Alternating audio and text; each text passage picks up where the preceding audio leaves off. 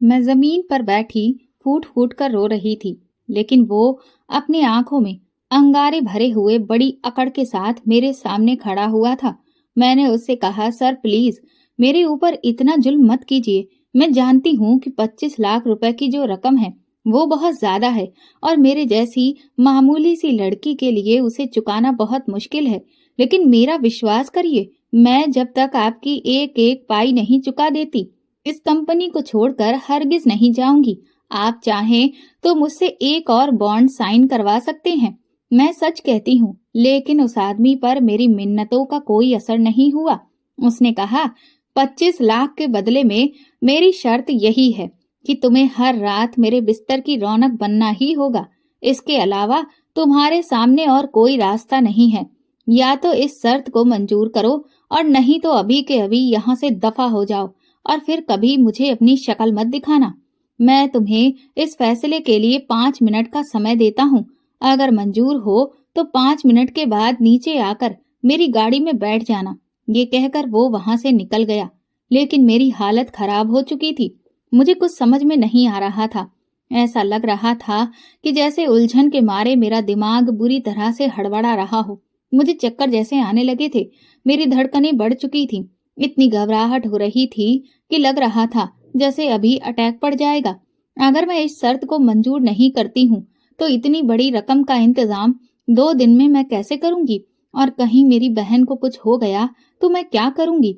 लेकिन मैं इस तरह से अपनी इज्जत का सौदा भी तो नहीं कर सकती थी। यही सोचकर मैंने फैसला लिया कि मैं इस शर्त को नहीं मानूंगी।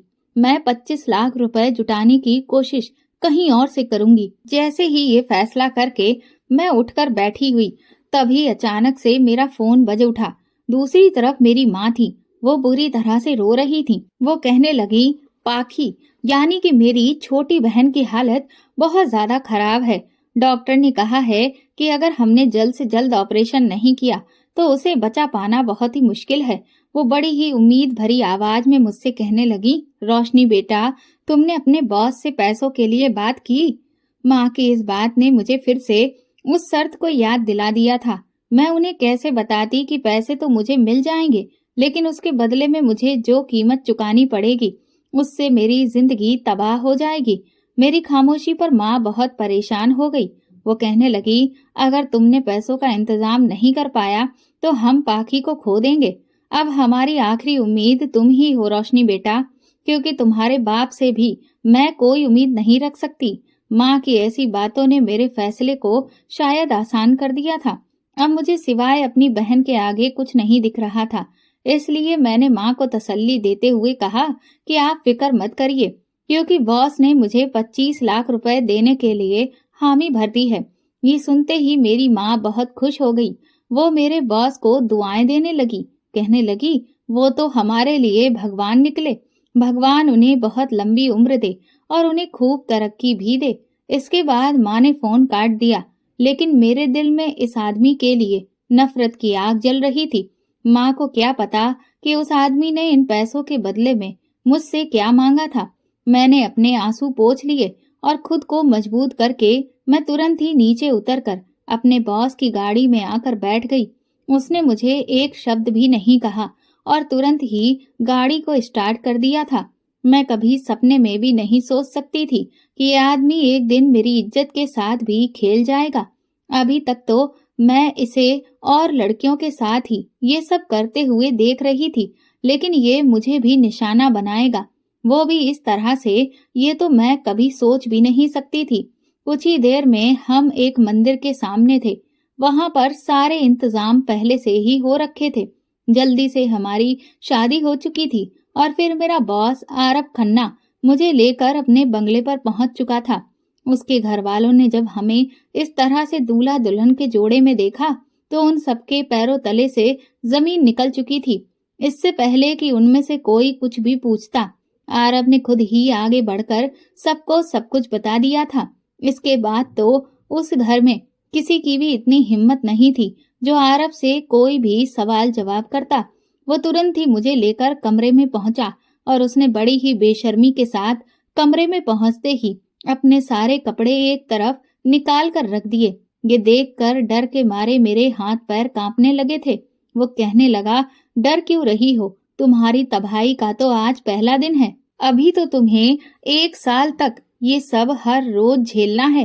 पहले ही दिन डर जाओगी तो फिर बाकी के इतने दिन तक ये सब कैसे झेलोगी? मैं फूट फूट कर रोने लगी थी। मैंने कहा कि आप मेरे साथ ऐसा क्यों कर रहे हैं? तो वो दहाड़ता हुआ बोला, क्योंकि मैं तुमसे नफरत करता हूँ। मैंने कहा, अगर नफरत करते हैं तो फिर अपनी पत्नी बनाकर क्यों ले आए? इस पर वो कहने लगा, ताकि तुम्हारे वजूद के हर कतरे को पूरी तरह से बर्बाद करके रख दूं, तुम्हें हर रात उस दर्द में डुबो दूं जिसे तुम कभी भी भूल ना सको, तुम्हारी जिंदगी को जहन्नुम बना दूं। ये कहते हुए उसकी आंखें अंगारे सी जल रही थीं। मैंने कहा, क्या आप मुझे बताएंगे कि मेरा कसूर क्या है? आपको मुझसे इतनी नफरत क्यों है?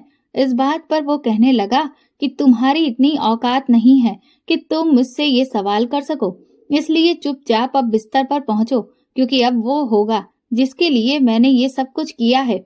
उसकी इस बात ने मेरे पैरों में कपकपी छोड़ दी थी। डर के मारे मैं बुरी तरह से कांप रही थी, और फिर वो हुआ जिसने मेरे वजूद को पूरी तरह से हिलाकर रख दिया था। तकरीबन 4 घंटे के बाद वो मुंह फेर कर सो गया, और मैं अभी भी आंसुओं और दर्द में डूबी हुई थी। मुझे अपने अतीत का एक एक पल याद आने लगा। मेरा जन्म एक ऐसे घर में हुआ जहाँ लड़कियों को सिर्फ बोझ समझा जाता था। हम संयुक्त परिवार में रहते थे। मेरे ताऊ जी के 2 बेटे थे, जिस पर उन्हें बहुत ज्यादा गर्व था कि उन्होंने बेटों को जन्म दिया है। वहीं मेरे पिताजी, जिन्हें लगातार 3 बेटियां हुई, लेकिन अब तक एक भी बेटा नहीं हुआ था, जिस बात का गुस्सा वो लगभग हर दिन मेरी माँ पर निकालते थे। मेरी ताई भी माँ पर तानाकसी करती रहती थी। बेटियां पैदा करने की सजा उनके लिए यही थी कि उनकी जिंदगी परिवार के हर एक इंसान ने नरक बनाकर रख दी थी, और हम सब बहनें भी हर वक्त उन लोगों के ताने और जुल्मों का शिकार होती रहती थी। वो सब तो फिर भी हमारे लिए दूर के थे, लेकिन हाँ, हमारा बाप तो हमारा सगा था ना, पर उसे भी हम पर जरा सा तरस नहीं आता था। बल्कि जितनी बार मेरे ताऊ ताई मेरे बाप को भड़काते, उतनी बार मेरा बाप और भी ज्यादा हम माँ बेटियों पर जुल्म करता था। माँ ने कई बार पिताजी को समझाया कि बेटियां बेटों से कम नहीं होती हैं, बुढ़ापे का सहारा सिर्फ बेटे ही नहीं, बेटियां भी बनती हैं। लेकिन मेरे बाप ने कभी भी माँ की कोई बात नहीं मानी। वो हमेशा माँ को कोसता रहते थे कि तूने मेरा वंश खत्म कर दिया है, तेरे जैसी मनूस औरत से शादी करके मेरी तो जिंदगी ही खराब हो गई है। मेरा बाप जो कुछ भी कमाता था, वो सारी कमाई या तो खुद उड़ाता था या फिर अपने बड़े भाई के हाथ में रख देता था। वो मेरी माँ को 1 रुपया भी नहीं देता था, और जानबूझकर हम सबको एक एक पैसे के लिए तरसाता रहता था, ताकि हम हर पल इस बात के लिए परेशान रहें कि हम एक औरत हैं, और औरत होना ही हमारा सबसे बड़ा जुर्म है। मैं अपनी इस जहन्नम जैसी जिंदगी को खुशहाली में बदलना चाहती थी। मैं अपनी माँ को दुनिया की हर खुशी देना चाहती थी। अपनी दोनों छोटी बहनों को खूब पढ़ाना लिखाना चाहती थी, और इसीलिए इतनी तकलीफों के बावजूद भी मैं हार मानने वाली नहीं थी। और इन सब मुसीबतों से अगर मैं छुटकारा पा सकती थी तो उसका रास्ता सिर्फ और सिर्फ पढ़ाई ही था। इसलिए मैं गांव में छोटे मोटे काम करके पैसे इकट्ठे करती थी और उससे अपनी फीस भर दिया करती थी। लेकिन जैसे जैसे मेरी पढ़ाई का स्तर बढ़ता गया तो उससे फीस भी बढ़ती गई। तब मुझे समझ नहीं आता था कि मैं अपनी फीस कैसे भरूं। उस वक्त मेरी माँ ने मेरा साथ दिया। उन्होंने मेरे बाप के पैसों को चुराना शुरू कर दिया। जब भी मेरा बाप शराब पीकर आता तो उसे ये होश नहीं रहता था कि उसकी जेब में कितने रुपए हैं, और इस बात का फायदा उठाकर मेरी माँ ने पैसे चोरी करना शुरू कर दिए थे। मैं अपनी बहनों से लगभग 12-13 साल बड़ी थी, और मेरी बहनें सरकारी स्कूल में पढ़ रही थीं, इसलिए अभी उनकी पढ़ाई का खर्च कुछ ज्यादा नहीं था। ये सब कुछ चल ही रहा था कि तभी हम पर एक और बिजली गिरी। मेरे ताऊ ने मेरे बाप को ये प्रस्ताव दिया कि अब तो उन्हें बेटा होने से रहा तो क्यों ना वो ताऊ के 2 बेटों में से किसी एक को गोद ले ले। इस बात पर मेरा बाप तो तुरंत ही राजी हो गया था, क्योंकि वो अपने हिस्से की जायदाद हम बहनों में से किसी को भी नहीं देना चाहता था। लेकिन माँ अच्छे से जानती थी कि ताऊ को जायदाद का लालच है और इसीलिए उसने इस बात का बखूबी फायदा उठाया है कि हमारा कोई भाई नहीं है और वो मेरे बाप के हिस्से की जायदाद भी अपने ही बेटों को दिलाना चाहता है। मेरे बाप को मेरी माँ ने ताऊ की इस साजिश के बारे में खुलकर बताया था, लेकिन मेरे पिता ने कभी भी मेरी माँ पर भरोसा ही नहीं किया। वो कहने लगा कि मेरा भाई मेरा दुश्मन नहीं, बल्कि तू मेरी दुश्मन है। तभी तो तूने मुझे सिर्फ बेटियां ही दी हैं, एक बेटा नहीं दिया, और अब तो मेरा बुढ़ापा भी खराब करना चाहती है। तुझे क्या लगता है कि तेरी ये बेटियां मेरा सहारा बनेंगी? अरे मेरे भाई का बेटा ही मेरे बुढ़ापे में काम आएगा, ना कि तू और तेरी बेटियां। और इसलिए मैं अब अपने भतीजे को ही गोद ले लूंगा और अपनी पूरी जायदाद उसके नाम पर ही कर दूंगा, ताकि मेरा बुढ़ापा पूरी तरह से सुरक्षित हो जाए। माँ ने कहा, अगर तुम ऐसा करोगे तो हम बेटियों की शादी कैसे करेंगे? इस पर मेरे बाप ने कहा कि वो तेरी समस्या है, मेरी नहीं, क्योंकि ये बेटियां मेरी नहीं हैं। जब ये मेरे किसी काम की नहीं, तो फिर मैं इन पर अपना पैसा मुफ्त में क्यों खर्च करूं? मेरे बाप के इस फैसले से मेरी माँ बहुत ज्यादा टेंशन में आ गई थी। उन्हें अब समझ में नहीं आ रहा था कि उनकी बेटियों की शादियां कैसे होंगी, क्योंकि उनके खुद के पास भी ना तो कोई जायदाद थी और ना ही जमा पूंजी। मेरे बाप ने ताऊ के छोटे बेटे को गोद लेने का ऐलान कर दिया था और इस फैसले से मेरे ताऊ ताई बहुत खुश थे, क्योंकि उनकी जीत हुई थी। वो जो चाहते थे वही होने जा रहा था कि इसी बीच एक दिन मेरे बाप को पैरालाइज का अटैक पड़ा और वो बिस्तर पर आ गया। जब मेरे पिता के साथ ऐसा हुआ तो हम लोगों पर दुखों का पहाड़ टूट पड़ा था। मैं रो रो कर भगवान से यही कहती थी कि हम वैसे ही कितनी मुसीबतों से घिरे थे, ऊपर से आपने हमें ये एक नई मुसीबत दे दी है। लेकिन शायद उन्होंने मेरे पिता को जो हकीकत थी वो दिखाने के लिए उनके साथ ऐसा किया था। जैसे ही मेरे पिता को लकवा मारा, तभी मेरे ताऊ ने अपना असली रंग दिखा दिया। उन्होंने हम सबको घर से बाहर का रास्ता दिखा दिया। वो कहने लगे कि तुम्हारे बाप का इलाज कराने के लिए हमारे पास कोई पैसे नहीं हैं। मैंने उनसे कहा कि हमें आपके पैसों की जरूरत भी नहीं है। इस घर में और जमीन में हमारा भी हिस्सा है, हम उसे बेचकर ही अपने पिता का इलाज कराएंगे। लेकिन हमारे ताऊ ने एक भी नहीं सुनी। वो कहने लगे, अपने लाचार बाप को बचाकर अब क्या करेगी? वैसे भी अब वो कुछ ही दिनों का मेहमान है और मैं उस पर फालतू में 1 रुपया भी खर्च नहीं होने दूंगा। मेरे पिता लाचार होकर चारपाई पर पड़े पड़े अपने भाई की असलियत देख रहे थे और उनकी आंखों से आंसू गिर रहे थे। मेरी माँ ने उनसे कहा कि देख लिया, ये है तुम्हारे भाई का असली रंग। तुम्हें बड़ा नाज था ना इस बात पर कि तुम्हारा बुढ़ापा तुम्हारे भाई की औलाद के सहारे अच्छे से कट जाएगा। लेकिन देख लो, अभी तो बुढ़ापा ठीक से आया भी नहीं। तुम तो बस लाचार क्या हो गए। भाई के बेटे ने तो छोड़ो, तुम्हारे तो भाई ने ही तुम्हें अपनाने से इनकार कर दिया है। माँ की ये बात सुनते ही मेरे पिता की आंखों से आंसू बह निकले थे, लेकिन अब वो अपने मुंह से कुछ भी कह सकने के काबिल भी नहीं थे।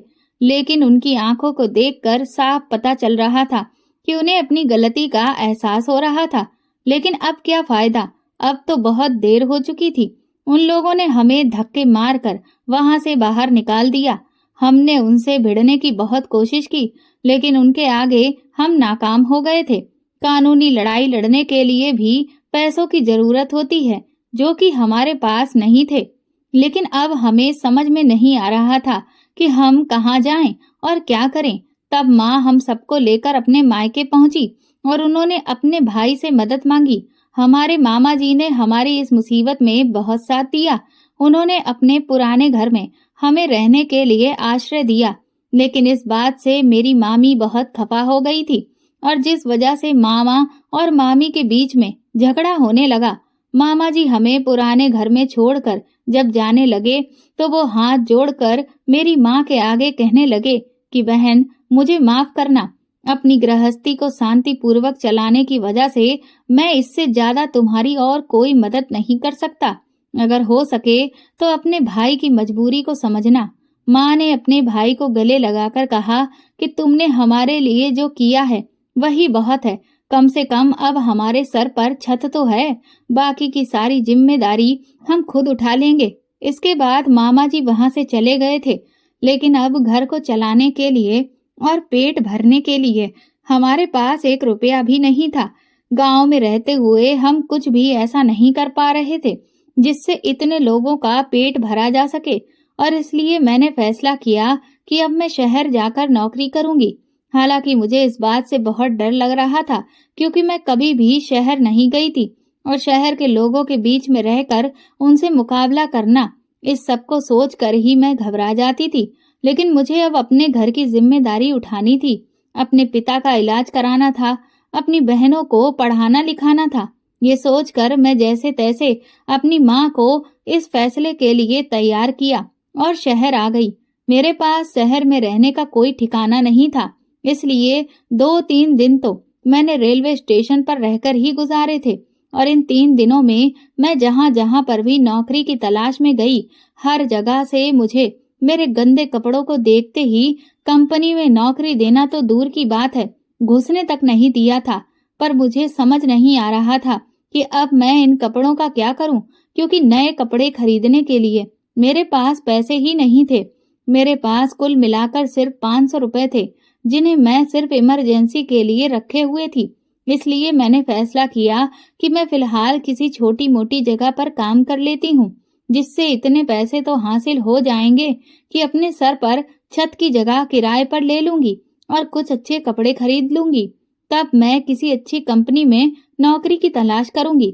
ये सोचकर मैंने कई ढाबों में साफ सफाई के लिए नौकरी मांगी, लेकिन उन्होंने इनकार कर दिया। वो कहने लगे कि हम एक लड़की को अपने ढाबे पर नौकरी नहीं दे सकते, क्योंकि यहाँ पर बहुत तरह के लोग आते हैं, जिनमें कई लोग तो बहुत ही बुरे होते हैं। अगर वो इतनी जवान और खूबसूरत लड़की को देखेंगे तो हो सकता है कि कोई बवाल हो जाए, और मैं नहीं चाहता कि मैं तुम्हारे चक्कर में किसी भी मैटर में फंसूं। उन लोगों की ऐसी बातों ने मुझे खुद से ही नफरत करने पर मजबूर कर दिया था। ऐसा लग रहा था कि जैसे लड़की पैदा होकर मैंने बहुत बड़ा पाप कर दिया हो। मेरा लड़की होना ही मेरे लिए मुसीबत बन चुका था। लगभग 1 हफ्ते तक यहाँ वहाँ हाथ मारने के बाद एक रेस्टोरेंट के मालिक को मुझ पर दया आ गई और उसने मुझे नौकरी पर रख लिया। मैं वहाँ खूब मेहनत से काम करना शुरू कर दिया था, लेकिन 2-3 दिन में ही मुझे ये एहसास होने लगा कि यहाँ पर मैं बहुत लंबे समय तक काम नहीं कर सकती, क्योंकि वहाँ पर भी एक से एक शराबी टाइप के और बिगड़े हुए रईस ज्यादा आते थे, जो वहाँ काम करने वाली लड़कियों पर गंदी नजर रखते थे और उन्हें एक रात का ऑफर भी देते थे, जिसके बदले में वो ढेर सारा पैसा देने को तैयार थे। और अगर कोई लड़की तैयार नहीं होती तो वो बहुत ही ज्यादा जोर जबरदस्ती पर उतर आते थे, जिस वजह से कई बार वहां पर हंगामा भी होता था। ये सब देखकर मुझे बहुत डर लगने लगा था। जैसे ही 1 महीना पूरा हुआ और मुझे मेरी तनख्वाह मिली, मैंने उस नौकरी को छोड़ दिया। मैंने अपने लिए एक सस्ती सी जगह रहने के लिए किराए पर ले ली थी। उन पैसों से मैंने कुछ कपड़े खरीदे और एक बार फिर से खुद को कंपनी में इंटरव्यू देने के लिए तैयार किया। लेकिन जैसे जैसे मैं कंपनियों में जा रही थी, वहां पर जो भी इंटरव्यू हो रहे थे, उन्हें देखकर मेरा आत्मविश्वास डोलने लगा था, क्योंकि मैं गांव की एक सीधी सादी लड़की थी, जो कि मेरे पहनावे में भी झलक रहा था। जबकि उन कंपनियों में आने वाली लड़कियां जिस तरह के कपड़े पहने थीं, वो बहुत मॉडर्न थे और उन लोगों को मॉडर्न लड़कियां ही पसंद आई थीं, जो ना सिर्फ दिखने में ही स्टाइलिस्ट हो, बल्कि उन्हें बहुत अच्छी अंग्रेजी भी आती हो। जबकि मैं ना तो दिखने में स्टाइलिस्ट थी और ना ही मेरी अंग्रेजी इतनी अच्छी थी। इस वजह से उन सब ने ही मुझे रिजेक्ट कर दिया था। इतने रिजेक्शन देखकर मेरी हालत खराब होने लगी थी। मेरा आत्मविश्वास टूटने लगा। मुझे लगने लगा कि अब मैं इस शहर में और ज्यादा टिक नहीं पाऊंगी। मुझे वापस गांव ही लौटना पड़ेगा। शायद ये सच है कि लड़कियां सिर्फ बोझ ही होती हैं। कहा तो मैं अपने पिता को गलत साबित करना चाहती थी, और कहा मैं अब तक अपने पैरों पर खड़ी भी नहीं हो पाई हूँ। 2 महीने तक मैंने कई कंपनियों के चक्कर काटे, लेकिन हर जगह मुझे सिर्फ निराशा ही मिली। इधर मुझ पर कमरे का किराया भी बढ़ता जा रहा था और मकान मालिक बार बार परेशान कर रहा था। इसलिए मैंने सोच लिया था कि मैं वापस गांव लौट जाऊंगी। लेकिन उसी दिन मैंने एक आखिरी बार एक कंपनी में ट्राई किया। मैं जैसे ही इंटरव्यू देने के लिए गई तो उस रूम में सिर्फ एक शख्स बैठा था जो लगभग 30 से 32 साल के आसपास होगा। उसने मुझे सर से लेकर पैर तक देखा और एक अजीब तरह से मुस्कुराने लगा। फिर उसने मुझे कुछ 2-4 सवाल किए और मुझे अकाउंटेंट की नौकरी दे दी। मैं तो खुशी से उछल पड़ी थी। मुझे अभी भी यकीन नहीं हो रहा था कि मुझे नौकरी मिल गई है। इसके बाद मेरे बॉस ने मुझे कुछ पेपर्स पर साइन करवाने के लिए कहा और फिर हमारी कंपनी की पॉलिसी है ये बताया कि यहाँ पर काम करने वाले लोग कम से कम 2 साल तक काम छोड़कर नहीं जा सकते हैं। मैंने उनसे कहा कि सर, मुझे इसमें कोई दिक्कत नहीं है। मैंने तुरंत ही उनकी पॉलिसी वाले फॉर्म पर साइन कर दिया। सब कुछ फिक्स हो गया था। मुझे मेरे बॉस का व्यवहार बहुत ही पसंद आया था क्योंकि उनमें जरा सा भी घमंड नहीं झलक रहा था। इसके बाद वो मुझसे कहने लगे, रोशनी, तुम यहाँ अभी नई हो। अगर तुम्हें कोई भी प्रॉब्लम हो तो तुम बेझिझक मेरे पास आकर सॉल्यूशन मांग सकती हो। बस सिर्फ पूरी ईमानदारी से यहाँ काम करना। वो कहने लगे, आओ मैं तुम्हें पूरा ऑफिस दिखाता हूँ। वो आगे आगे चल रहे थे और मैं उनके पीछे पीछे। पूरे ऑफिस को घूमते हुए हम दोनों लोग एक अंडरग्राउंड जगह पर पहुंचे। वो जगह बहुत ही खाली थी। वहां मुझे उनके साथ अकेले होते हुए बहुत अजीब सा लगने लगा क्योंकि वहां पहुंचते ही वो अचानक से मेरे काफी करीब आ गए और मेरी तारीफें करने लगे। कहने लगे, तुम्हें देखकर ही मुझे लगता है कि तुम बहुत ही मेहनती लड़की हो। तुम्हें कभी भी एक्स्ट्रा पैसों की जरूरत हो तो तुम भी मुझसे बेझिझक वो पैसे मांग लेना। ये कहते हुए उन्होंने मेरे कंधे पर हाथ रखा और कहने लगे कि मुझे अपना दोस्त जैसा ही समझना। अचानक से उनका इतना फ्रेंडली व्यवहार देखकर मुझे घबराहट होने लगी। इससे पहले कि मैं और कुछ सोच समझ पाती, तभी एक कड़क आवाज पीछे से आई। मैंने पीछे पलटकर देखा तो एक 25-26 साल का बहुत ही हैंडसम नौजवान खड़ा था जो कि बहुत कॉन्फिडेंट लग रहा था। उसने कहा कि आप यहाँ क्या कर रहे हैं? इस पर मेरे बॉस थोड़ा सा घबरा गए। वो कहने लगे, आरव, ये हमारी कंपनी की नई एम्प्लॉय है। मैं इसे हमारा ऑफिस दिखा रहा था। इस पर उस नौजवान ने कहा कि अगर एम्प्लॉय है तो इसे अलग से ऑफिस दिखाने की जरूरत क्या है? जब ये यहाँ काम करेगी तो कंपनी के हर एक कोने को खुद ही घूम लेगी। उस शख्स का इतना कड़क अंदाज हालांकि मेरे अंदर खौफ पैदा कर रहा था, लेकिन उस वक्त उसके वहां आ जाने से मुझे बहुत राहत भी महसूस हुई थी। उस शख्स ने एक बार फिर से मेरे बॉस से कहा कि आप मुझे 5 मिनट बाद मीटिंग रूम में मिलिए, मुझे आपसे बहुत जरूरी बात करनी है। इतना कहकर वो वहां से चला गया, जिस पर मेरे बॉस ने थोड़ी राहत की सांस ली। वो समझ गए कि मैं इस वक्त क्या सोच रही थी। वो मुझसे कहने लगे कि दरअसल हम दोनों इस कंपनी में पार्टनर हैं। मैं 30% का और वो 70% का। हम दोनों ही मिलकर इस कंपनी को चला रहे हैं। अब मुझे समझ में आया था, इसका मतलब ये दोनों ही यहाँ के बॉस थे। फिर मेरे पास जिनका नाम अमित था, वो कहने लगे, लेकिन तुम्हें घबराने की जरूरत नहीं है। तुम मेरे अंदर ही काम करोगी, आरव के नहीं। चलो अब हम यहाँ से चलते हैं। इसके बाद मैं बाहर आ गई। अगले दिन से मैंने अपना काम शुरू कर दिया था। शुरू में मुझे थोड़ी दिक्कत हुई, लेकिन धीरे धीरे मुझे सब कुछ अच्छे से समझ आने लगा था और मैं अपना काम बहुत मेहनत और ईमानदारी से करने लगी थी। इस बीच अमित सर बार बार आकर मुझसे मेरे काम के बारे में पूछते रहते थे और मुझे जब कभी भी कहीं पर कोई दिक्कत होती तो मेरी मदद भी करते थे। इससे मुझे ये लगा कि मैं शायद उन्हें गलत समझ रही थी। उनका स्वभाव ही ऐसा है कि वो बहुत जल्दी ही फ्रेंडली हो जाते हैं, लेकिन मैं बहुत खुश थी कि मैं अमित सर के अंडर काम कर रही हूँ, क्योंकि इतने दिनों में मैंने आरव खन्ना को जो बिहेवियर देखा था उससे तो मैं बहुत डरी सहमी सी रहती थी। वो कभी भी किसी भी एम्प्लॉय को अपने ऑफिस में बुलाकर बुरी तरह से लताड़ देता था। उसे इतना गुस्सा आता था कि वो ये भी नहीं देखता था कि वो कब कहाँ पर किसको खरी खोटी सुना रहा है।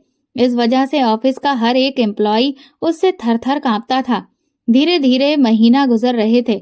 जब कभी आरव की नजर मुझ पर पड़ जाती तो मैं बुरी तरह से सहम जाती थी और उससे छुपने की कोशिश करने लगती थी।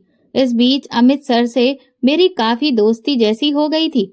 वो मुझे अच्छे भी लगने लगे थे।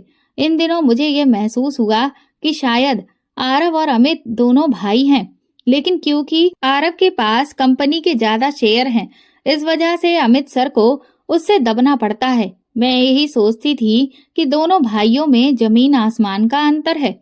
एक का स्वभाव आग के जैसा गर्म और दूसरे का समंदर के पानी जैसा बिल्कुल ठंडा। अमित सर को जब मेरे घर के हालातों के बारे में पता चला तो उन्होंने मेरी इसमें भी बहुत मदद की। मेरे पिता के लिए उन्होंने एक बहुत अच्छा डॉक्टर बताया, जिससे मेरे पिता जल्द से जल्द ठीक हो सकें, और मेरी बहनों को अच्छी पढ़ाई करने के लिए उन्होंने जो बेस्ट स्कूल थे उनके बारे में बताया। लेकिन जब मैंने उनसे कहा कि इतनी महंगी फीस देना मेरे बस की बात नहीं, तो वो कहने लगे कि उसकी तुम फिक्र मत करो, मैं तुम्हें कुछ एडवांस पेमेंट दे दूंगा, लेकिन तुम अपनी बहनों की पढ़ाई खूब अच्छे से करवाओ। ये सब देखकर मेरे दिल में अमित सर के लिए एक बहुत ही खास जगह बन चुकी थी। वो एक बार तो मुझे अपने साथ कॉफी पिलाने भी ले गए।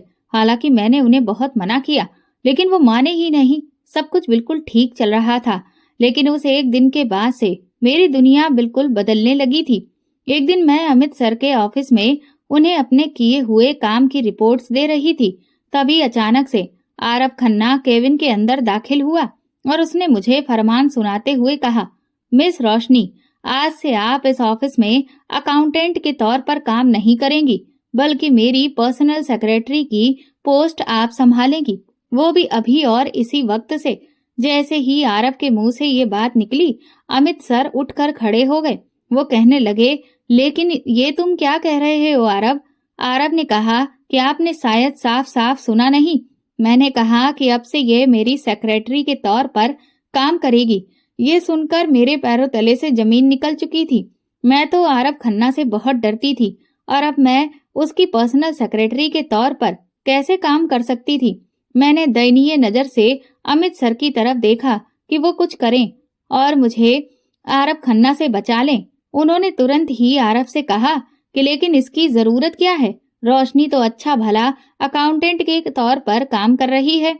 आरव ने कहा कि ये मेरा फैसला है, अगर रोशनी को इसमें कोई दिक्कत है तो वो अभी और इसी वक्त इस कंपनी को छोड़कर जा सकती है।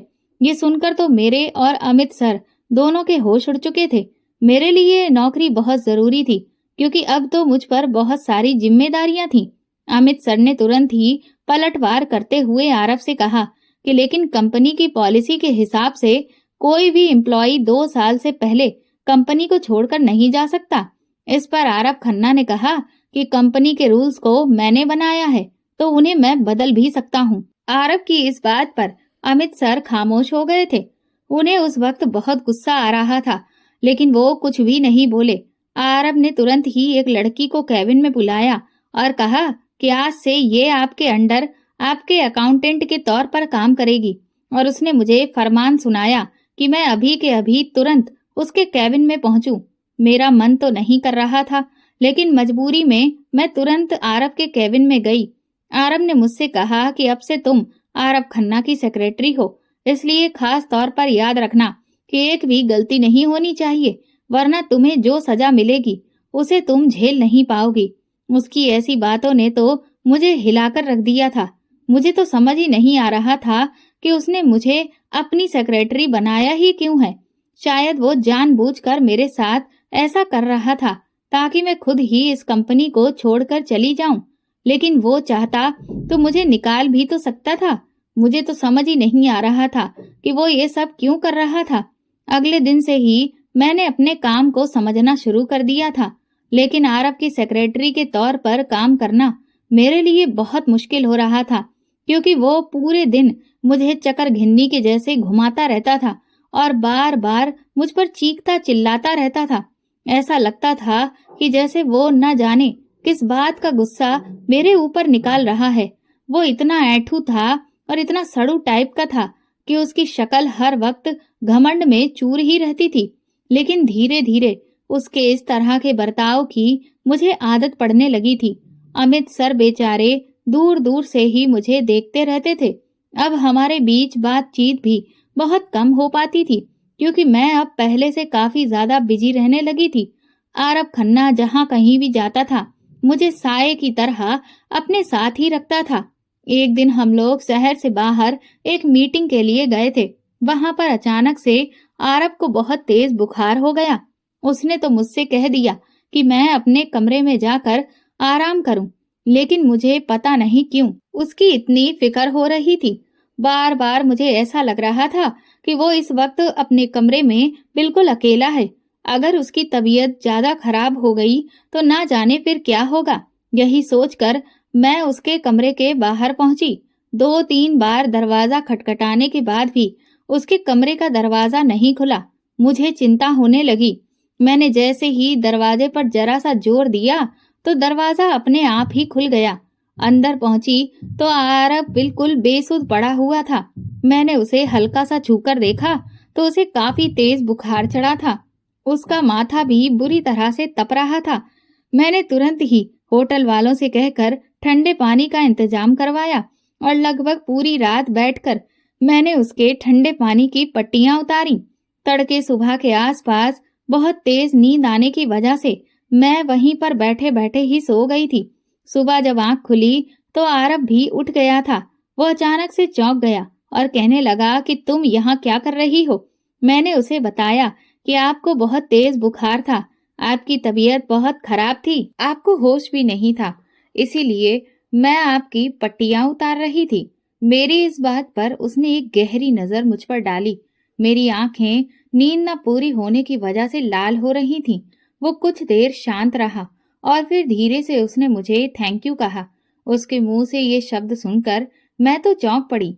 वो मुझसे कहने लगा, अब मैं ठीक हूँ, तुम ऐसा करो, आराम से यहीं पर लेट कर सो जाओ, मेरी वजह से तुम सो नहीं पाई।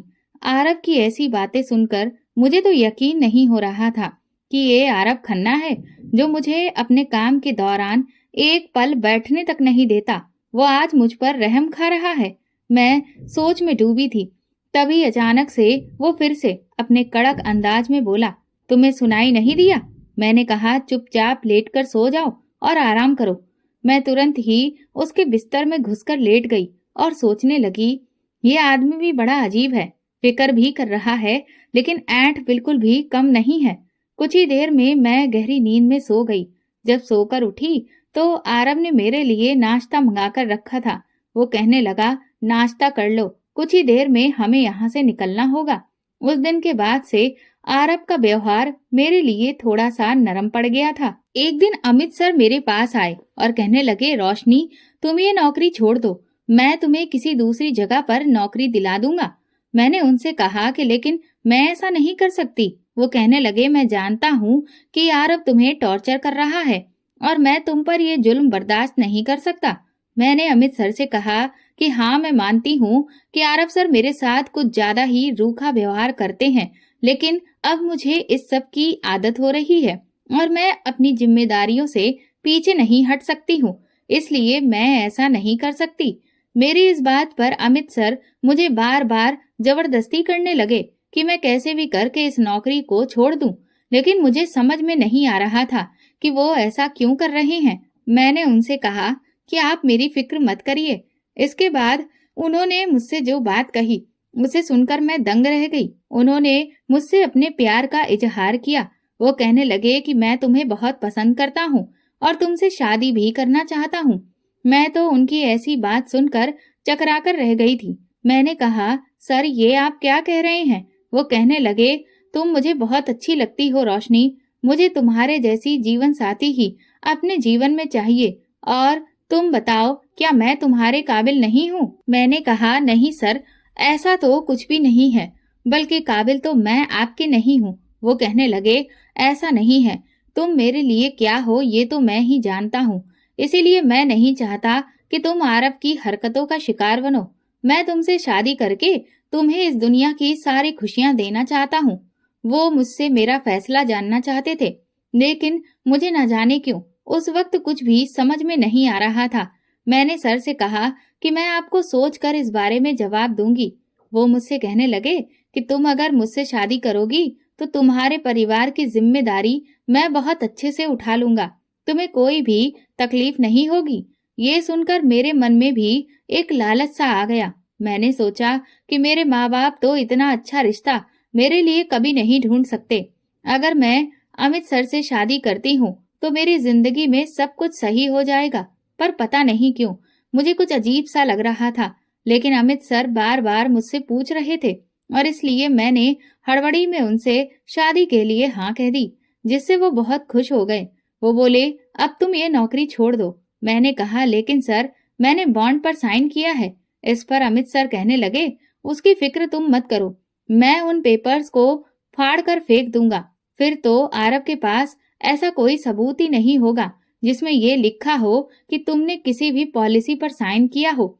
ये कहकर वो बहुत खुश होने लगे। मैंने कहा, ठीक है, लेकिन फिलहाल मुझे 1 महीने तक का समय दीजिए। हालांकि अमित सर से शादी करने के बाद मेरी जिंदगी किसी जन्नत से कम नहीं होती, लेकिन पता नहीं क्यों मेरा दिल कुछ अजीब सा हो रहा था। अगले दिन आरव सर ने मुझसे कहा कि हम एक मीटिंग के सिलसिले में 4 दिन के लिए शहर से बाहर जा रहे हैं। सुबह सवेरे ही हम मीटिंग के लिए निकल पड़े थे और फिर अपना काम निपटा कर जब हम लोग वापस लौट रहे थे तो अचानक से रास्ते में हमारी गाड़ी खराब हो गई। इधर अंधेरा भी बढ़ रहा था। आरव सर ने मुझसे कहा कि मैं गाड़ी के अंदर ही बैठी रहूं, मुझे बाहर निकलने की जरूरत नहीं है। मैं गाड़ी में बैठकर बाहर देख ही रही थी कि आरव सर किस तरह से गाड़ी को ठीक करने की कोशिश कर रहे हैं कि तभी अचानक से ना जाने कहां से 7-8 गुंडे आ गए, जिन्होंने आरव सर पर हमला कर दिया। ये देखकर मुझसे रहा नहीं गया।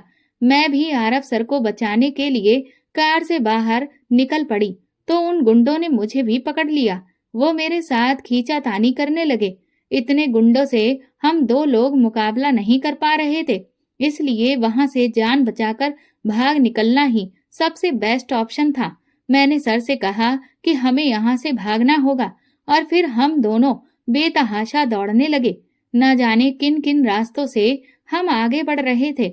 इसी बीच अपनी जान बचाने के लिए हमें एक शादी वाला घर दिखाई दिया। जब हमें कुछ समझ नहीं आया तो हम उसमें ही घुस गए और सबसे नजर बचाते हुए हम एक कमरे में जाकर छुप गए थे। वो गुंडे भी उस घर में घुस आए और हमें ढूंढने लगे। इस भागम भाग में ना जाने कब आरव सर मुझसे बिछड़ गए। वो ना जाने किधर चले गए और मैं जिस कमरे में पहुंची थी वो दुल्हन का कमरा था। मैंने देखा कि शादी वाले दिन दुल्हन बहुत बुरी तरह से रो रही थी। मुझे लगा कि शायद अपने माँ बाप से बिछड़ने के गम में रो रही होगी, लेकिन तभी अचानक से उसने अलमारी से एक शीशी निकाली और उसे जैसे ही अपने मुंह में उड़ेलने वाली थी, मैंने उसका हाथ पकड़ लिया। मैं समझ गई कि वो क्या करने वाली थी। मुझे अपने कमरे में देखकर वो बुरी तरह से चौंक गई और पूछने लगी कि तुम कौन हो। मैंने उसे बता दिया कि मैं यहाँ पर किस तरह से और क्यों आई हूँ, लेकिन मैंने उससे कहा कि तुम ऐसा क्यों कर रही हो। वो बेचारी गम में डूबी हुई थी और इसीलिए उसने रोते हुए मुझे बताया कि वो किसी और से प्यार करती है, लेकिन उसके माँ बाप सिर्फ अपनी झूठी शान की खातिर उसकी शादी जबरदस्ती करवा रहे हैं। ये सुनकर मुझे बहुत गुस्सा आया था। मैंने उससे कहा कि क्या तुम्हारा प्रेमी तुमसे शादी करने के लिए तैयार है। वो कहने लगी, हाँ, वो तो मुझसे शादी करने को तैयार है, लेकिन मुझे समझ नहीं आ रहा कि मैं उस तक कैसे पहुंचूं। मैंने उसकी आंखों के आंसू पोंछे और कहा कि तुम फिक्र मत करो, इसमें मैं तुम्हारी मदद करूंगी। मेरी बात पर वो खुश हो गई कि तभी अचानक आरव सर मुझे ढूंढते हुए वहां पर आ गए। वो मुझसे कहने लगे, रोशनी जल्दी करो, हमें यहाँ से निकलना होगा, वो लोग हमें ही ढूंढ रहे हैं। मैंने आरव सर से कहा कि हमें इस लड़की की मदद करनी होगी। ये बेचारी अपने प्रेमी से शादी करना चाहती है, जबकि इसके माँ बाप इसकी शादी जबरदस्ती करवा रहे हैं। आरव सर मुझसे कहने लगे, तुम क्यों दूसरों के मामले में टांग अड़ा रही हो। मैंने कहा कि सर, आप इतने मतलबी कैसे हो सकते हैं। आपको पता है कि ये लड़की अपनी जान देने जा रही थी। अगर मैं सही वक्त पर यहाँ नहीं आती तो ये बेचारी तो कब की इस वक्त ऊपर पहुंच चुकी होती। प्लीज मेरी खातिर ये बात मान जाइए, हमें इसकी मदद करनी चाहिए। मेरी जिद के आगे उस वक्त आरव सर न जाने क्यों लेकिन झुक गए थे। मैंने कहा, लेकिन तुम्हें हम यहाँ से बाहर कैसे लेकर जाएं? इस पर आरव सर कहने लगे, एक काम करते हैं, हम इसका भेष बदल देते हैं। आरव सर ने उस लड़की को एक आदमी का रूप दे दिया।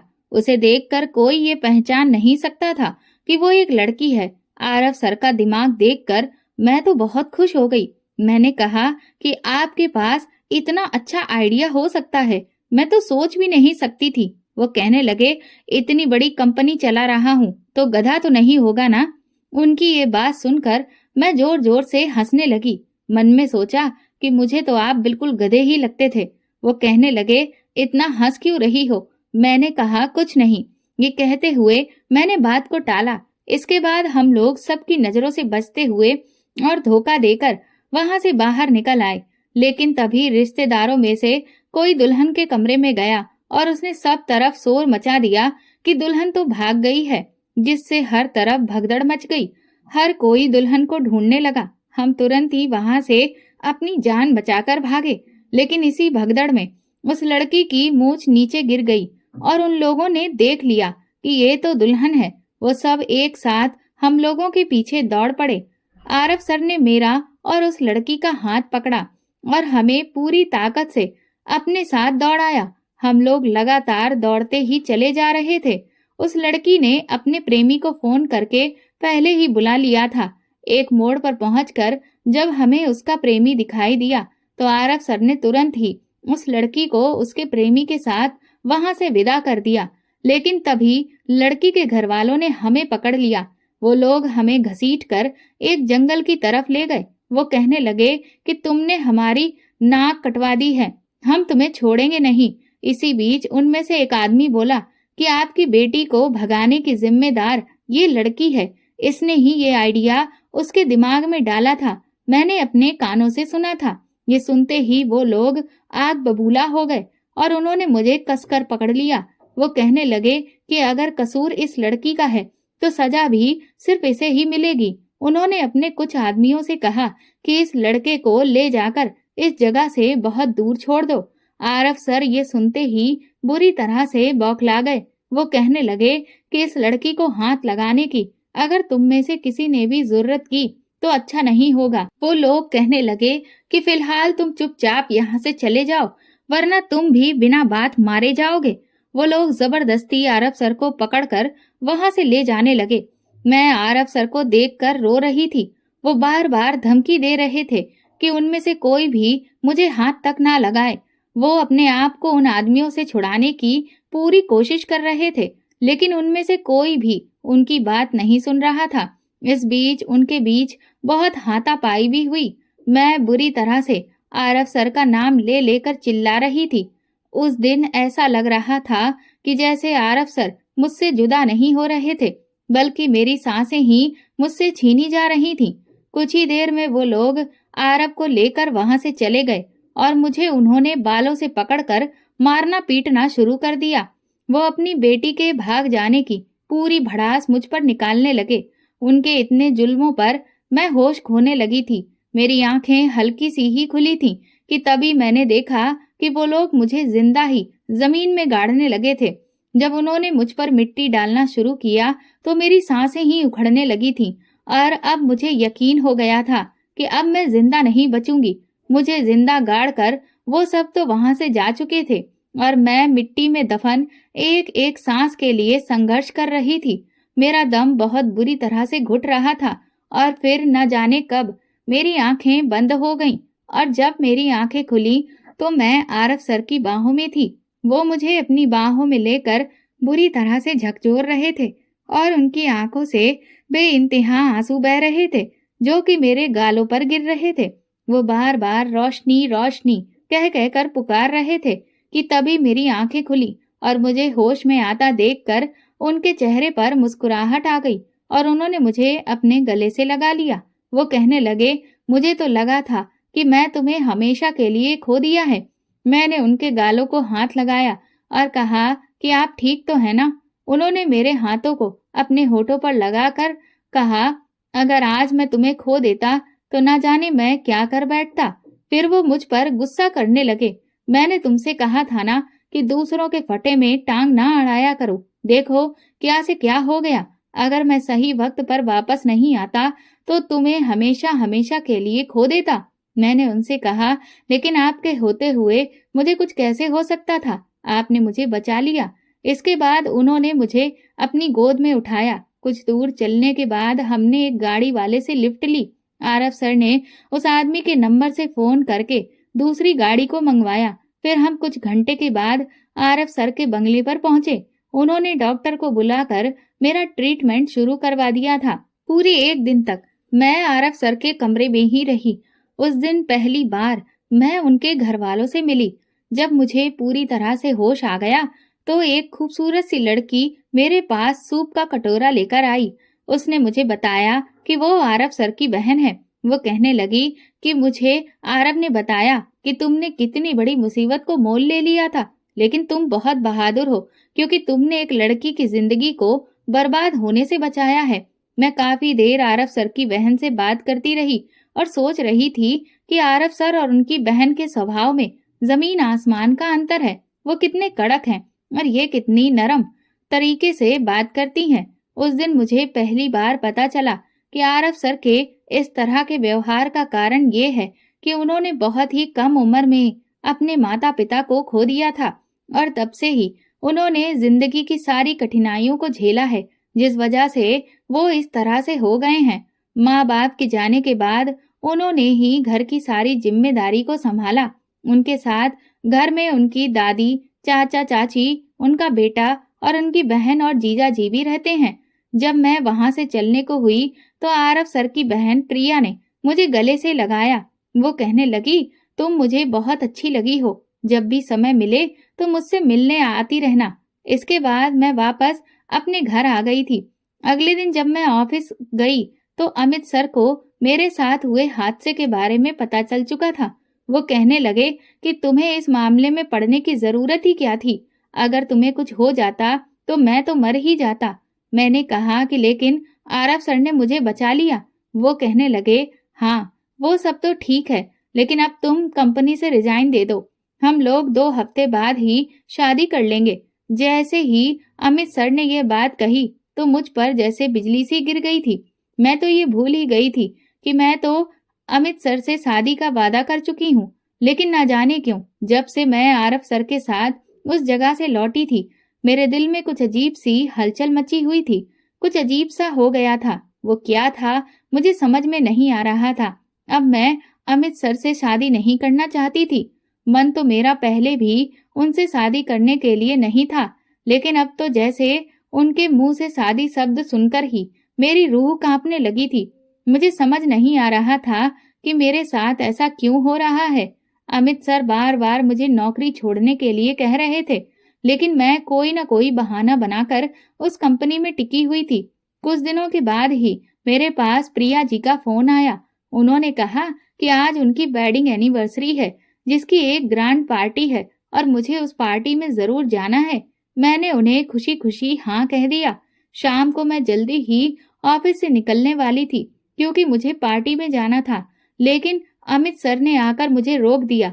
वो कहने लगे कि मैं उस पार्टी में हरगिज नहीं जाऊंगी। मैंने कहा कि ये आप क्या कह रहे हैं, आखिर वो पार्टी आपके ही घर में है और मैं आपके घर जाऊं तो इससे आपको क्या प्रॉब्लम है। वो कहने लगे कि बस कह दिया ना, क्या तुम मेरी इतनी सी बात नहीं मान सकती हो। अमित की बहुत ज्यादा जिद करने की वजह से मुझे उसकी बात माननी पड़ गई थी, लेकिन मुझे प्रिया जी के लिए बहुत बुरा लग रहा था। मुझे लग रहा था कि वो मेरे बारे में क्या सोचेंगी। उन्होंने मुझे अलग से फोन करके इनविटेशन दिया था, लेकिन अमित को न जाने क्या परेशानी थी कि वो मुझे पार्टी में जाने ही नहीं देना चाहता था।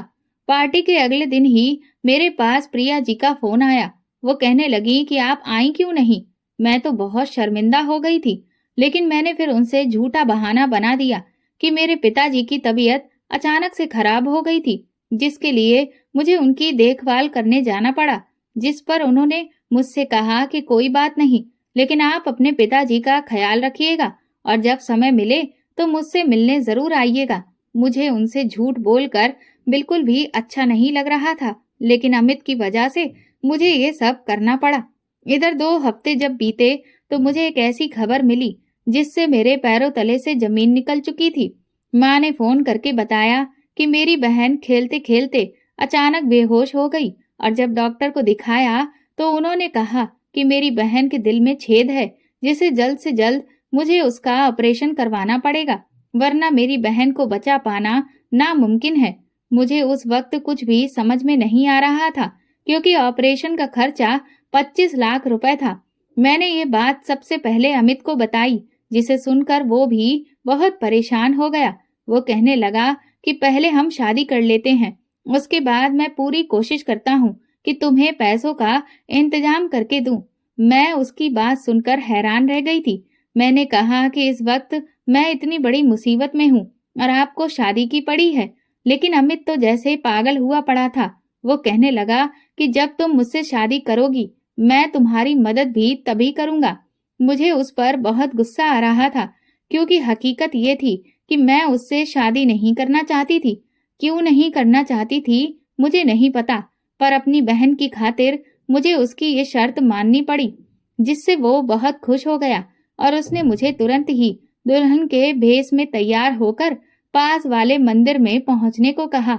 मैं मजबूरी में दुल्हन बनकर उस मंदिर में पहुंची, लेकिन मेरा दिल जैसे बैठा जा रहा था।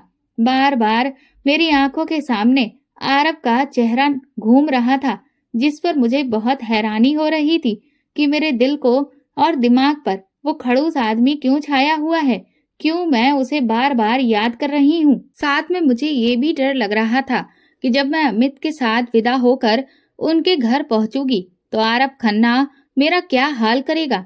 वो तो ये बात हरगिज बर्दाश्त नहीं कर सकेगा कि एक मामूली सी लड़की ने उसके भाई से शादी कर ली और उसके घर वाले उनके आगे भी मेरी छवि बिल्कुल खराब हो जाएगी। वो लोग तो मुझे कितना अच्छा समझते हैं, लेकिन इस तरह की चोरी छुपे की शादी से वो लोग बहुत नाराज हो जाएंगे। हालांकि मैंने अमित से कहा था कि वो मुझे से इस तरह से शादी क्यों कर रहा है, तो वो कहने लगा कि उसके सभी घर वाले आरव की ही बात मानते हैं और अगर उन्हें पता चल गया कि मैं तुमसे शादी करना चाहता हूँ तो वो कभी भी हमारी शादी नहीं होने देंगे।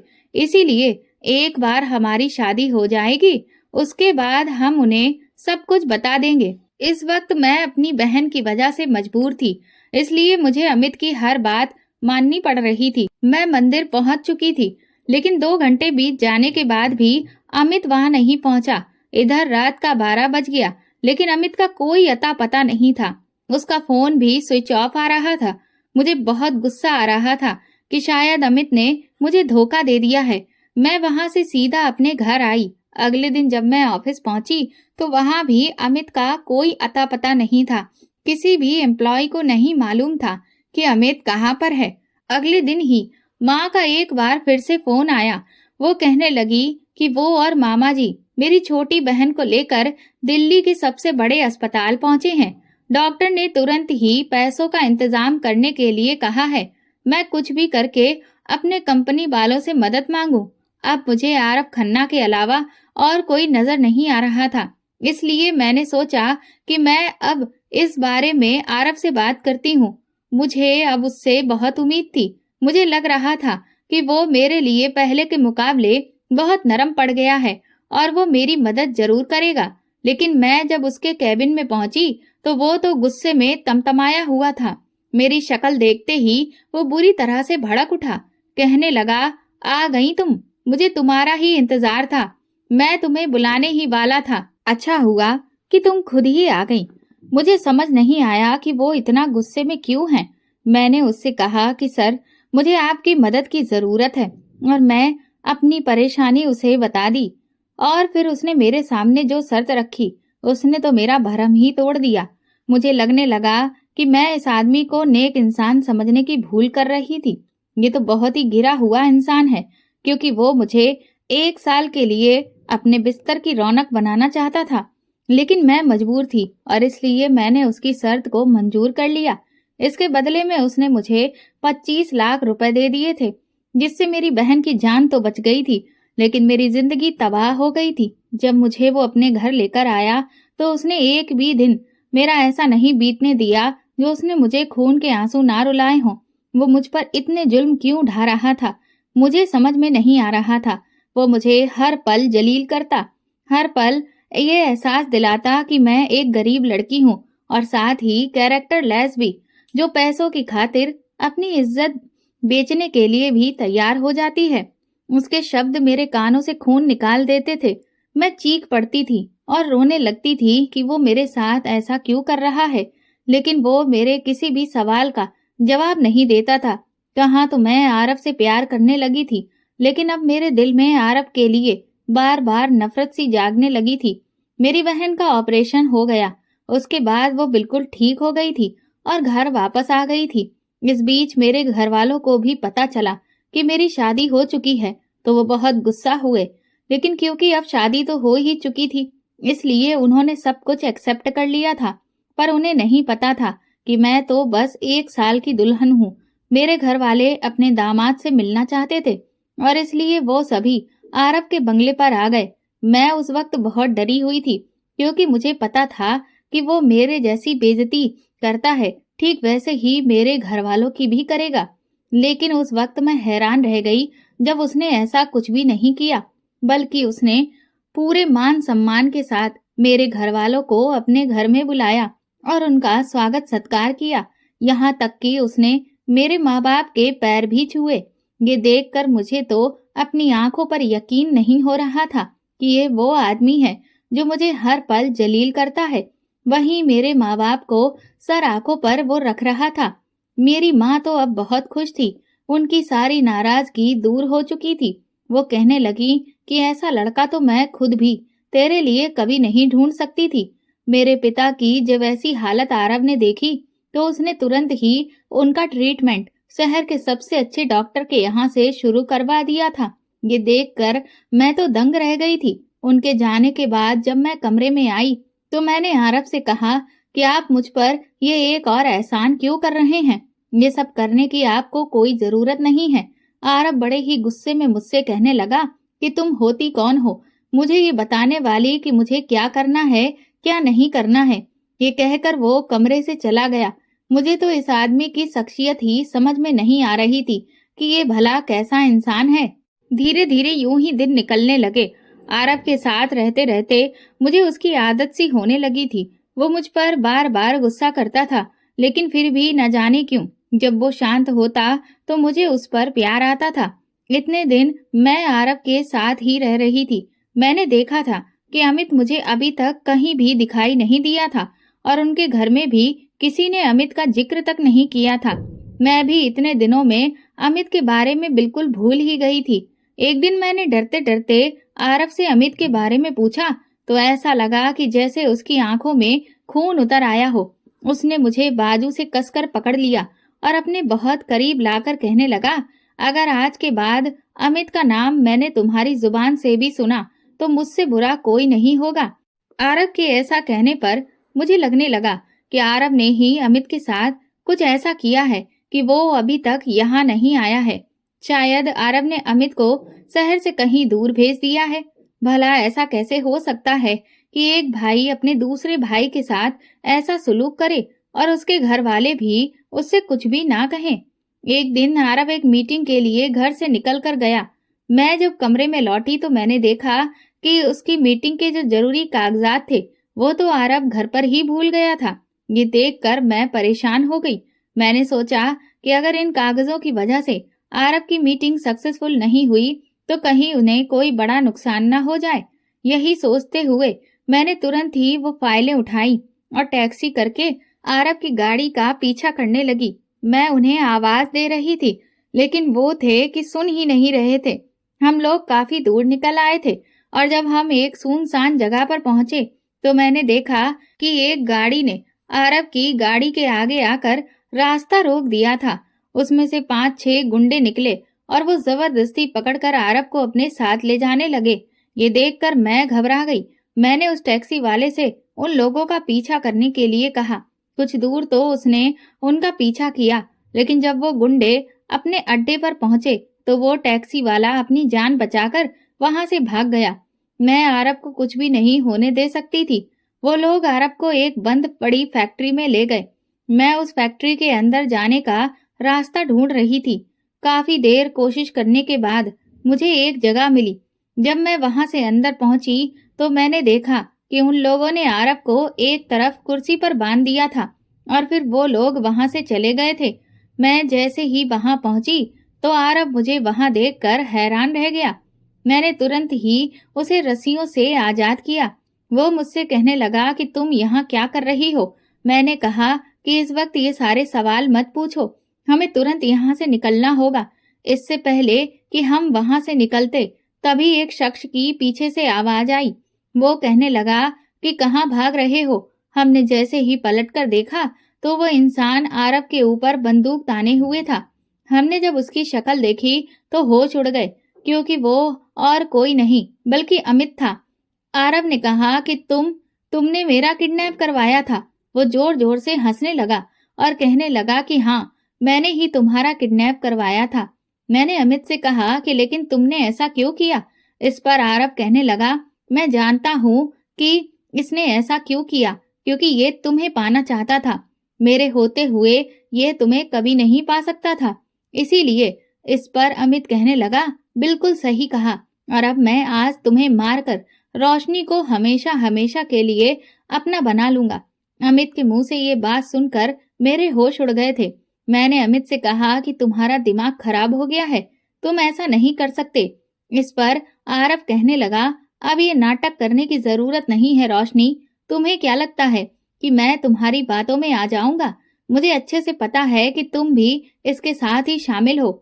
मैंने हैरत से आरव की तरफ देखा और कहा कि ये तुम क्या कह रहे हो? तुम्हें कोई गलतफहमी हो रही है। वो चिल्लाते हुए कहने लगा कि मुझे कोई गलतफहमी नहीं हुई है। मैं अच्छे से जानता हूँ कि तुम एक गिरी हुई लड़की हो और इसका पूरा साथ दे रही हो, और इसीलिए तुम मेरी बहन का घर उजाड़कर इससे शादी करना चाहती थी।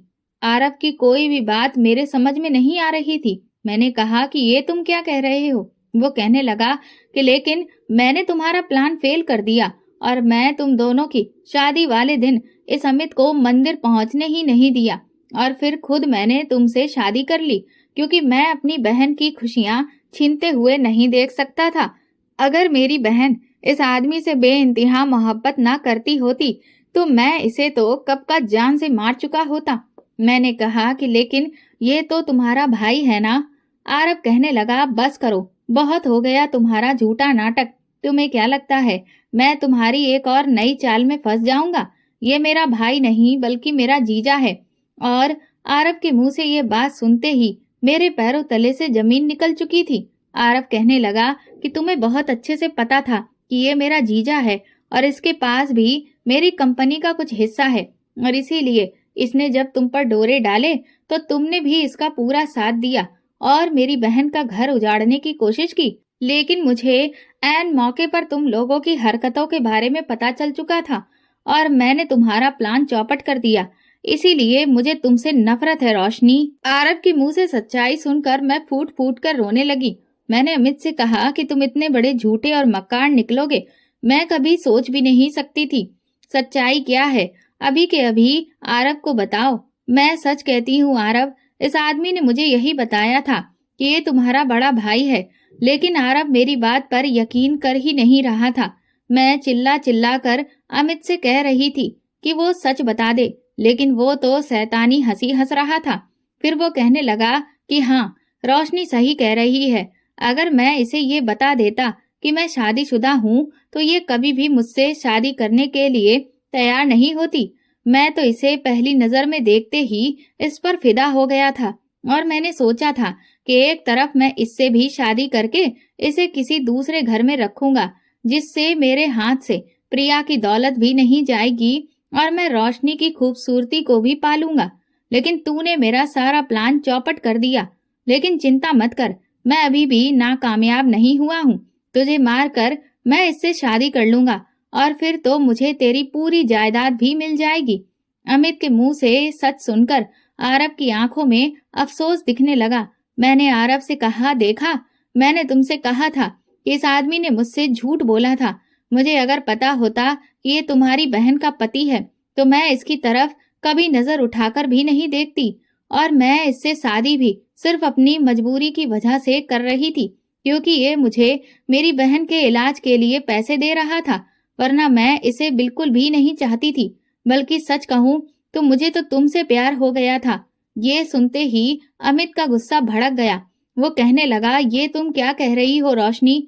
मैंने कहा, हाँ, मैं आरव से प्यार करती हूँ। ये सुनते ही अमित ने कहा कि लेकिन अब मैं इसे हमेशा हमेशा के लिए हमारी जिंदगी से अलग कर दूंगा। ये कहकर अमित ने आरव पर गोली चला दी, लेकिन मैं ऐसा नहीं होने दे सकती थी। मैंने तुरंत ही आरव के आगे कूद गई और वो गोली मेरे सीने में लग गई और फिर कुछ ही पलों में मेरी आंखें बंद हो गई थीं। जब मुझे होश आया तो मैं हॉस्पिटल में थी। आरव मेरा हाथ थामे हुए बैठा रो रहा था। मुझे होश में देखकर वो बहुत खुश हो गया और कहने लगा, मुझे माफ कर दो रोशनी, मैंने बिना सच्चाई जाने तुम्हारे साथ न जाने क्या कुछ नहीं किया और तुम्हें कितना गलत समझा। मैंने आरव से कहा कि तुम ठीक तो हो ना? वो कहने लगा कि तुम्हारे होते हुए भला मुझे कुछ हो सकता है। बाद में आरव ने मुझे बताया कि उसने अमित और उसके साथियों को पुलिस को पकड़वा दिया था और जब प्रिया दीदी को अपने पति की हकीकत के बारे में पता चला तो उन्हें उससे नफरत हो गई और उन्होंने खुद ही अपने पति को तलाक दे दिया। कुछ दिनों बाद मैं ठीक होकर वापस घर आ गई थी। आरव ने हमारे 1 साल के शादी के कॉन्ट्रैक्ट को खत्म कर दिया था और उसने मुझे हमेशा हमेशा के लिए अपना जीवन साथी बना लिया था। मैं शादी के बाद भी जॉब करना नहीं छोड़ा था और इसीलिए अपनी मेहनत के दम पर मैंने इसी शहर में अपने मम्मी पापा के लिए एक बहुत अच्छा मकान खरीद लिया। मेरी बहन और पापा दोनों ही अब बिल्कुल ठीक हो चुके हैं। दोनों बहनें इस वक्त देहरादून के एक बहुत अच्छे बोर्डिंग स्कूल में अपनी पढ़ाई कर रही हैं। आज मेरे पापा को अपनी गलतियों पर बहुत पछतावा होता है और उन्हें मुझ पर बहुत गर्व है। अब उनकी सोच बिल्कुल बदल चुकी है। अब वो बेटा और बेटी में रत्ती भर भी फर्क नहीं करते हैं। मैं भगवान का लाख लाख शुक्रिया अदा करती हूँ जो उन्होंने मुझे इस काबिल बनाया कि मैं अपने पिता की सोच को पूरी तरह से बदल पाई हूँ और उन्हें दुनिया की वो तमाम सुख सुविधाएं दे पा रही हूँ जिसकी आस वो एक बेटे से लगाकर बैठे थे। दोस्तों, अगर आपको हमारी कहानी पसंद आई है तो कमेंट करके जरूर बताएं और वीडियो को लाइक करके ज्यादा से ज्यादा शेयर करें। चैनल पर नए हैं तो सब्सक्राइब करें और हाँ, नोटिफिकेशन बेल को जरूर दबाएं ताकि अगली अपडेट सबसे पहले आपको मिले। धन्यवाद।